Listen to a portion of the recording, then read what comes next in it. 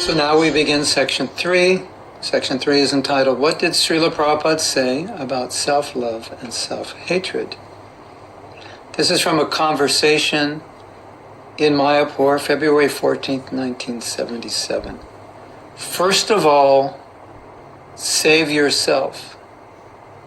Then try to save others. Or both things can go on simultaneously. The same example. If you want to save somebody who's drowning, you must know that I may not be washed away. I have to remain strong. Then I can save him. Srila Prabhupada's making a very simple point, and he's made this point many times in many different ways. How can you save a drowning man if you don't know how to swim? So if you want to save drowning men, what's the most important thing for you to do? Learn how to swim. Learn how to swim well enough that you can save someone who's drowning. Otherwise, if you try to save them, you will drown yourself. Very common sense point made many times. We cannot help people who are suffering unless we are helping ourselves. We are above that suffering. We are above the influence of material energy. So we have to strengthen ourselves. We have to be, as Prabhupada said, physician, heal thyself. We have to be strong and healthy so we can help others. So now we've got a direct instruction from Srila Prabhupada. So I hope this clears this up for any of you who had any doubt. Prabhupada is saying, save yourself first. This next quote is from a letter Srila Prabhupada wrote to Rameshwar Das in 1973, and I've titled this letter, To Save Oneself is the Highest Realization. But as devotees of Krishna, being engaged in the practical work of spreading Krishna consciousness, that is already the highest realization. That's all right. That is our real mission, to deliver the world by preaching Krishna's message to others. But even higher realization, the highest realization, is to save oneself. If you want to read these letters again, you can pause here. We will put all these quotes you're going to get in the notes for the lessons. Again, here Prabhupada is saying the same thing. Save yourself first. And then he says something which is quite interesting. He's calling this a realization. A realization, the realization of the Vaishnava is to save the world. But a higher realization is to save yourself. But it's not like we're going to the top of a mountain to save ourselves. To save ourselves so we can save others. That's the idea. So then when we join that together, it becomes a complete and balanced equation. If I just say, save myself, then you'll think, but isn't that Bhajananandi? We're not Bhajananandis, we're Gostananandis. We go out, and that's true. But the highest realization is, I can only give what I am. And if I deplete myself, I cannot give. So therefore, the highest realization, save yourself. When you're Krishna conscious, you give Krishna consciousness. The more Krishna conscious you are, the more you give. I don't know if you've ever noticed this, but if we have wrong ideas about maintaining material needs, fulfilling material needs and necessities, if we have wrong ideas about what is healthy psychology and so forth, if we neglect ourselves, we're going to preach to other people to do the same thing, and we'll be doing an injustice to them, because we'll be telling them to live their life in a way which is not healthy. So unless we are living a healthy life, we may artificially or wrongly impose our unhealthy way of life on someone else. And I've heard devotees do this. And I've heard preaching that has actually resulted in burning devotees out, or discouraging devotees, or causing devotees more emotional or psychological stress than they were already in. because of the mentality of the preacher, because the preacher was doing that to themselves. They were dealing with themselves in an unhealthy way and preaching to others to do the same thing. So the highest realization is take care of yourself properly in a healthy way, and then you will be able to not only take care of others, but help them take care of themselves in a healthy way. So now I want to talk about where do we find self-care in Bhagavad Gita? And the most obvious place is the 6th chapter, text 17. Yuktahara viharasya, yukta chaitasa karmashu, yukta swapnana babodasya, yoga bhavati dukkha. We all know this verse. He who is regulated in his habits of eating, sleeping, recreation, and work can mitigate all material pains by practicing the yoga system. Here, Krishna is telling us to balance our lives. And we all know life is sometimes difficult to balance. As we said before, I neglect one part of my life in favor of another. And Krishna is saying, live regulated, balanced life. That's self-care, isn't it? Where else does self-care come up? I mentioned before that if you look at Sattva Gun, you will see that everything a person does in Sattva Gun is nourishing, is helpful, it's uplifting. So if we study the actions in the mode of goodness, we see they're always good for us. Now what does Krishna say about the mode of passion? Nectar in the beginning, poison at the end. It causes misery. So if we study actions in the mode of passion, we see that they cause misery. And what does Krishna say about ignorance? It's destructive, basically. Madness, illusion, apathy, lethargy. So if we study actions in the mode of ignorance, we see that they are destructive. So since Krishna encourages actions in the mode of goodness, he is encouraging us to care for ourselves rather than engage in activities that cause us misery, like Rajagun, or that are self-destructive, like Tamagun. So if you look at all the verses of the Gita where Sattva Gun is being encouraged, and all the things that Prabhupada has said about living in Sattva Gun, at least we should live in Sattva Gun, and there are many things that he said. You could translate that as Krishna and Prabhupada saying, if you live in Sattva Guna, this is how you will best care for yourself. You will be in the optimum, or the optimal position to live in Krishna consciousness, to practice Krishna consciousness. This is the best position for you. This is the point of self-care. This is interesting. So if we're living or doing anything in the mode of passion or ignorance, in some way it's harming us, or if not, destroying us. But Sattva Gun, it's always beneficial and uplifting. So if you want to do self-care, study Sattva Gun, live in Sattva Gun, you'll always be caring for yourself. So, I would like us all to say what is on the screen now. To best care for myself, I strive to live in Sattva Guna. To best care for myself, I strive to live in Sattva Guna. So as I mentioned before, I give these little sayings periodically so we can kind of summarize what we've been studying, put it into one sentence, often an affirmation, just to carry with us, just to remind us, so yeah, this is what I want to do. Oh, this makes sense to me. Yeah, live in Sattva Guna, it makes so much sense. So I want something to encapsulate that, so I remember that. So then I have it. To best care for myself, I strive to live in Sattva Guna. It's an affirmation. So now, let's look at this topic a little further, and just to help us understand it a little better. So this is a further analysis of self-care in the modes of nature. So this is what Tamagun looks like. I don't care about myself. Nobody cares. I am useless. I hate myself. So it doesn't matter what I do. If you've ever felt that way, please do not think that you're being Krishna conscious. Try to understand you're actually being in the mode of ignorance. Let's go to Rajagun. I am motivated to enjoy myself and will do whatever I feel like doing if I feel it will make me happy. So Rajagun is pretty whimsical. If I think it's going to make me happy, if it feels good, I do it. If it doesn't feel good, I don't do it.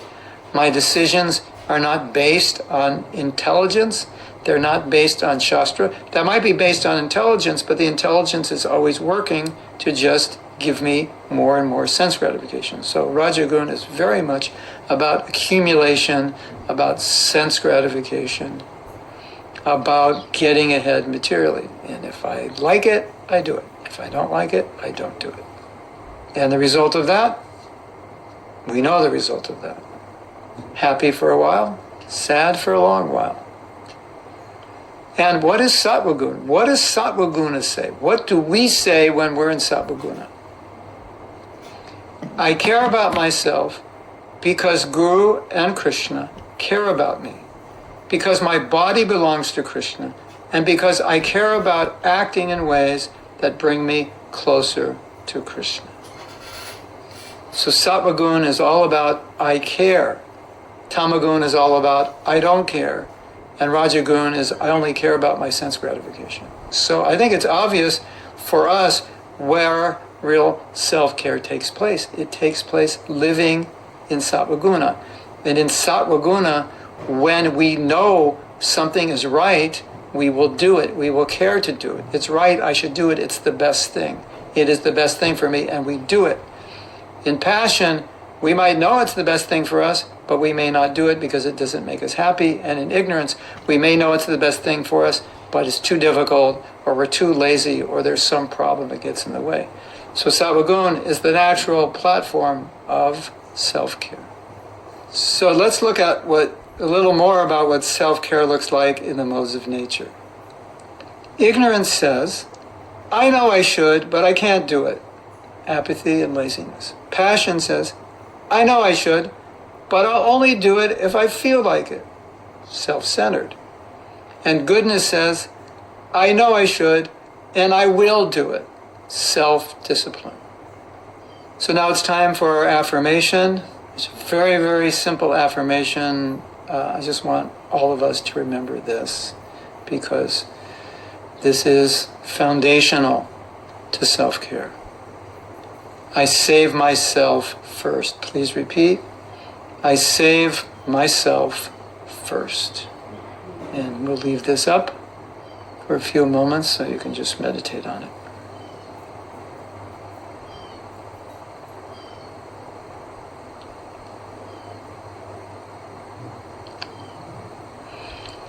The visual here is the man who is helping this other person up the mountain. He's situated on top of the mountain.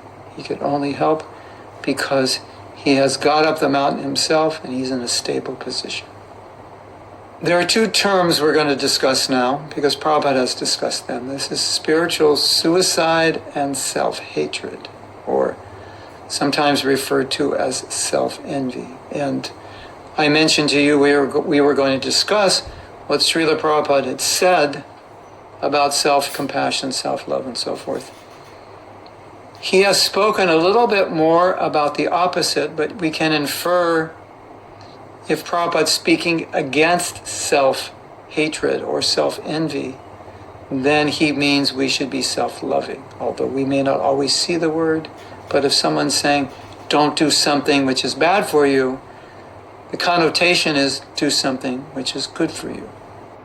Shastra uses words such as self-envy, spiritual suicide, and killer of the soul to describe any thought or action that moves us further away from Krishna consciousness. Such actions are thus considered spiritually suicidal, since we are the ones killing our opportunity to become Krishna conscious and go back to Godhead. So in studying Prabhupada's books, you will see these words come up. Spiritual suicide, killer of the soul, and self-envy. By self-envy, Srila Prabhupada means self-hatred. The Sanskrit is dvesha. Sometimes translated as envy. Prabhupada uses the word envy as hatred. Otherwise, we understand the word envy as that you're jealous of somebody and you want to have what they have and you don't want them to have it, which wouldn't entirely make sense if we're dealing with myself, because how could I be envious of myself? So Prabhupada really means envious of yourself. You're doing something which is destructive for yourself. So it's a form of self-hatred. So these three ideas are all the same: spiritual suicide, killer of the soul, and self-envy. And it simply means that I'm doing something which is detrimental for my spiritual life, especially for us because we have the path. Prabhupada said we're more unfortunate than people who are not on the path because we know what to do, and if we don't do it, we're missing out in a bigger way because they don't know what to do. So they're not losing in that sense because they never had it. We're losing in a big way because we have it. So it's a greater form of self-hatred, or it's a greater form of suicide because we had the opportunity for eternal life. So we're going to read some quotes from Srila Prabhupada and where he elaborates on this principle and clarifies it for us. So this next quote is from the 9th canto of the Bhagavatam, the story of Ambarish Maharaj and Durvasa offending. And this is Lord Vishnu speaking to Durvasa Muni after Durvasa Muni made the huge mistake of trying to kill Ambarish Maharaj because he felt offended by him. By offending Maharaj Ambarish, you have acted with self-envy. Therefore, you should go to him immediately, without a moment's delay. One's so-called prowess, when employed against the devotee, certainly harms him who employs it. Thus, it is the subject, not the object, who is harmed. So what Lord Vishnu is saying is that when I direct my envy or my hatred towards another person, it's really just boomeranging back to me. And it's coming back as self-envy, self-hatred, because I'm destroying myself with my envy or my anger or my resentment. And oftentimes I tell devotees, you should forgive this person, and they say, but the person doesn't deserve it, I can't forgive him. And I say, he may not deserve it for what he did, but you deserve to forgive him, because that will relieve you of this burden of resentment, or whatever it is, envy or anger and so forth. So every time we harm another person, we're harming ourselves. When you have self-care, you will find it very easy, or it will be easier, to treat people with more kindness, less vengeance, less jealousy, less anger, etc. Because you will realize when I am angry at them, I'm harming myself. And so a lot of times people may ask, someone hurt you, how could you forgive them so easily? And that is the answer, because if I don't, I'm harming myself. Why aren't you angry at them? They offended you. Because if I become offensive to them, if I become angry, then I'm harming myself. And so when you develop this self-care mentality, you'll find, amazingly, you'll be able to let things go, because you'll realize if I don't let them go, I'm harming myself. Let's say this quote: I harm myself when I harm others. Everyone together. I harm myself when I harm others. These are these little vignettes that we're giving you to save from this course, these little points. When someone says, what did you learn in this course? You can just recite these and the affirmations, and the whole course will be there in kind of a sutra form for you to always remember and expand upon in your mind based on what you're learning. We have some other quotes by Srila Prabhupada under the topic of envious of oneself, and let us remember that envy means hatred of oneself. I know it's kind of a strange concept to hate oneself, but at the same time, it's common that we do things that are destructive. So let's see what Prabhupada says about this. This is from a purport from Bhagavad Gita in the 16th chapter, text 17. He does not know that the present life is a preparation for the next life. Not knowing this, he is actually envious of his own self as well as others. Guest. Now, Guest is asking a question in reference to this quote. In your books, in the above quote, you mention that if one does not take the time to understand how his activities are producing his next life, that one actually becomes envious of his own self. Can you further explain that? Prabhupada. Yes. If he's going to become a dog next life, and if he does not take precaution, then is he not envying himself? Conversation, June 28, 1976. What is Prabhupada saying? He's saying, if you have the opportunity to become Krishna conscious, to go back to Godhead in this life, but actually you live your life in a way that you descend into the animal species, are you not envious of yourself? Are you not hateful? Are you not harming yourself? Self-envy also means harming. Are you not committing violence to yourself? You remember Prabhupada's definition of violence?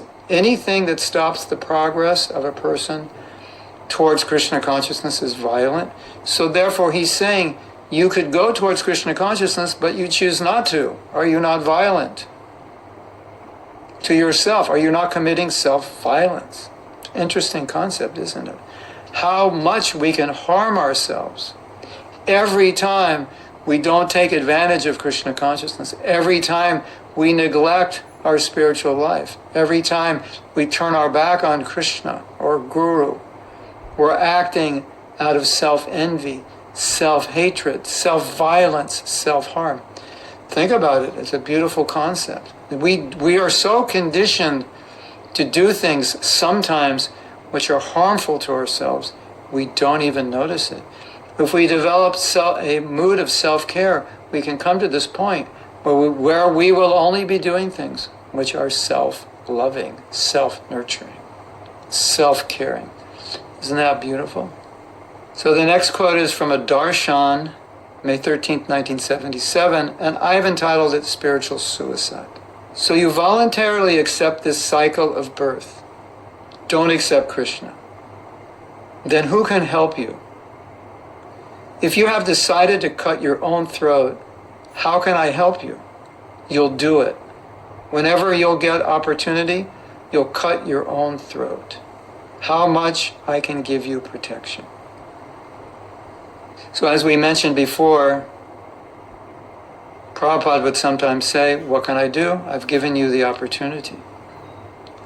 So here Prabhupada says that if I've given you the opportunity, but you decide not to take it, it is like a man who's gone off, who has a life ahead of him, but decides to kill himself. So who can stop him? Who can help him? He's on his own. Nobody knows what he's doing, and he goes off to kill himself. So I've given you Krishna consciousness. If you go off, you don't take it.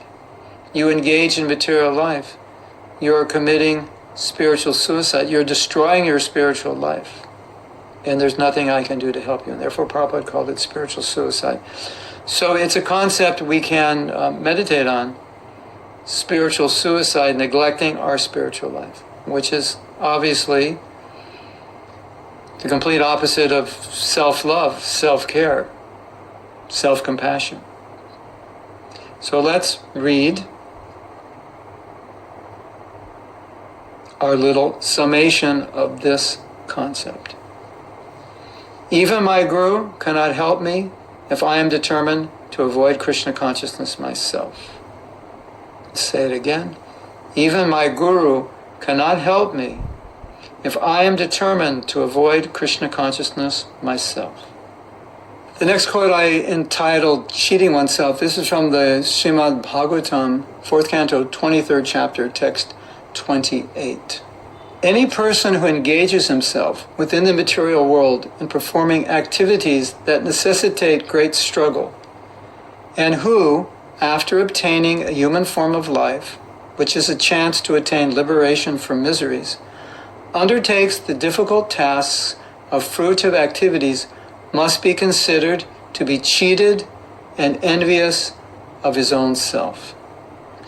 So 2 words here Prabhupada is using, that I'm cheating myself and I'm envious of myself. Again, you remember I said in answer to where are all these self-love, self-compassion, self-care quotes?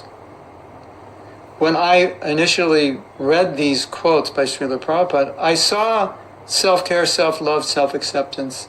I saw it all in these quotes, because here Prabhupada's talking about self-neglect. He's talking about cheating yourself, being envious of yourself. And so naturally I would think, okay, so what does he want us to do? He doesn't want us to cheat ourselves. He doesn't want us to hate ourselves. He wants us to nourish ourselves. He wants us to be kind upon ourselves. Be kind. Sometimes we say in America, treat yourself right. He wanted us to treat ourselves right. That means to treat ourselves with Krishna consciousness. He didn't want us to cheat ourselves, to turn our back on Krishna consciousness, to do anything which would be harmful for us. So that's how these concepts came to my mind. Oh, this is just the opposite. Prabhupada's telling us to avoid this. Who is the devotee's greatest enemy? And this is Prabhupada's answer. He himself, because he's a rascal. He's his greatest enemy.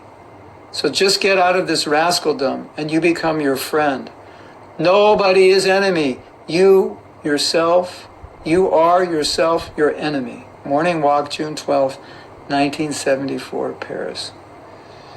Have you ever blamed someone for your problems or some situation for your problems? I'm sure you have. And here Prabhupada's saying is, nobody's your enemy. That's interesting. In the Bhagavatam, it also says, only the mind is the enemy, nothing else is the enemy. And we know Gita, the mind is the friend or the enemy. And in the Vedas, you will go up by your mind, you will go down by your mind. So here Prabhupada's saying, become your friend, become your own friend. Don't be a rascal. Get out of this rascaldom. Become your friend. Otherwise, you yourself are your enemy. So here is an embodiment of the way I understand self-care. Self-care means become your friend. Do things which are nourishing. Treat yourself as you would a friend. Don't become your own enemy. And we know that often we desire things which are not good for us. We say and do things which are harmful to ourselves or to others. And as we discussed, if it's harmful to others, it's harmful to ourselves.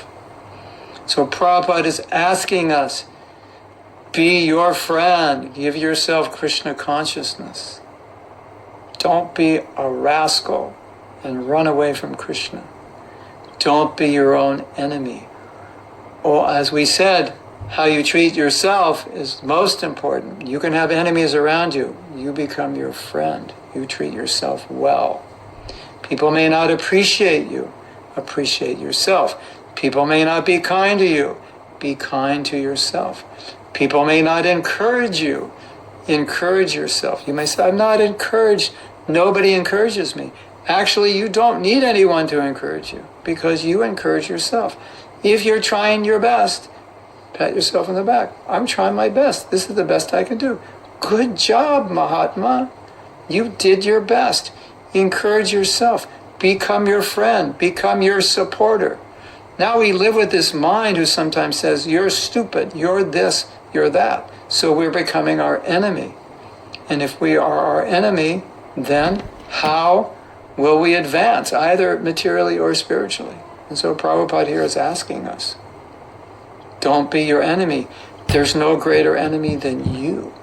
It's a beautiful, beautiful thought. I can either be my greatest friend or worst enemy. I can either be my greatest friend or worst enemy. Self-envy manifesting as self-criticism. Now this is a very interesting point. I think a lot of you are going to relate to this really well. You know those voices in our head, right? You've heard them, right? Something's wrong with you. You'll never succeed at this, or you'll never achieve that. You know those voices. Those voices are not very helpful. Here is an important thing to understand. Many of those voices, sometimes perhaps all of those, are not actually our voices, but they're the voices of other people who criticized us in the past. Like, could be parents, authority figures, critics, priests, brothers, sisters, relatives, teachers. Isn't that interesting? So when I'm saying, I could never do this, I might be repeating something my parents said to me. Oh, you'll never be good at that. It's not actually my thought. And so, if that rings a bell for you, then you realize, oh, I don't need that thought. I never even created that thought. That thought is harmful for me. And that thought was just put in my mind, so why should I let it stay there if it's not helpful? And even if you put a thought in your mind, why should you let it stay there if it's not helpful? So the self-care mentality, the self-care mode is, I will not allow myself to think of anything which is harmful for me. Why would I? It doesn't make, if I actually care for myself, why would I allow myself to think about something which is harmful for me? I wouldn't. It doesn't make any sense. I would only allow myself to entertain thoughts, feelings, beliefs, attitudes, angles of vision, understanding, which is going to be uplifting, which is going to help me move forward, particularly in my Krishna consciousness. But so often there are thoughts and emotions and feelings and beliefs within us which are antagonistic to our own well-being, either material, psychological, or spiritual. And so when I have more self-care, I'm much more sensitive about these things. I go, oh, why am I allowing myself to think this way? If I actually care about myself, I won't. So as you practice self-care, those thoughts begin to diminish, and the positive thoughts kind of become your default because you've kind of re-habituated yourself, so to speak, to only thinking and feeling and believing in ways that are going to help you. So let's say the little quote that is going to help us embody this concept. I will not repeat the voices of those who put me down. I will not repeat the voices of those who put me down. So I want to throw this idea out to you. I don't know if you've ever heard this idea before. I don't think it exists anywhere other than it came to me. The concept of self-divorce.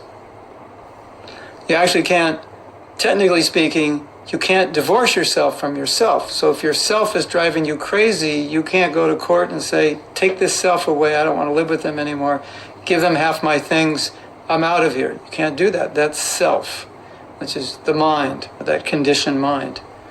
But what we can do is divorce ourselves from that self that is harming us in the sense of we're not listening to it. But if we listen to it, then that self can destroy us because, you can't move away from it, but you can just that mind's always going to be there.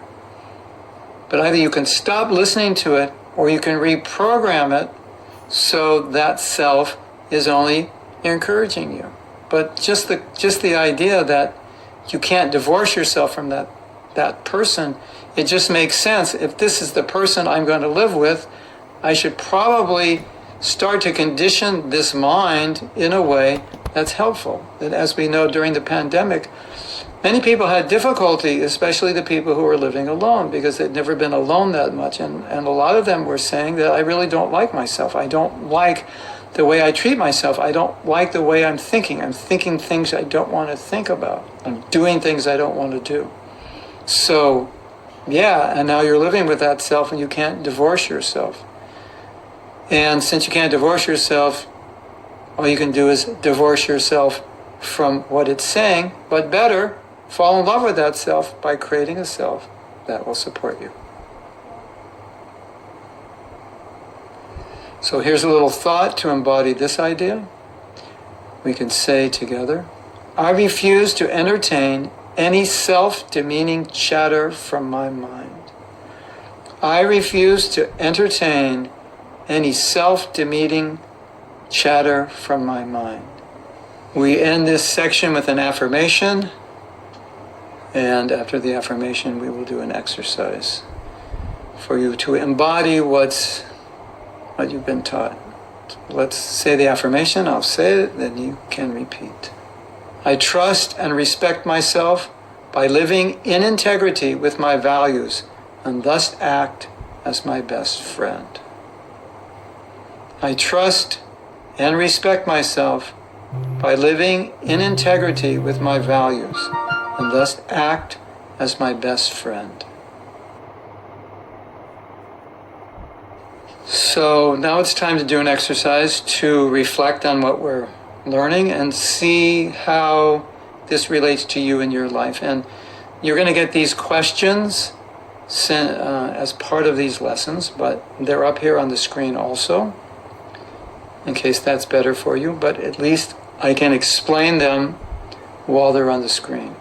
So first question, what do you do or say that shows you're envious of yourself? So you're just going to look at things that you do which may take you away from Krishna consciousness or in some way are harmful for you or not helpful, physically, emotionally, spiritually.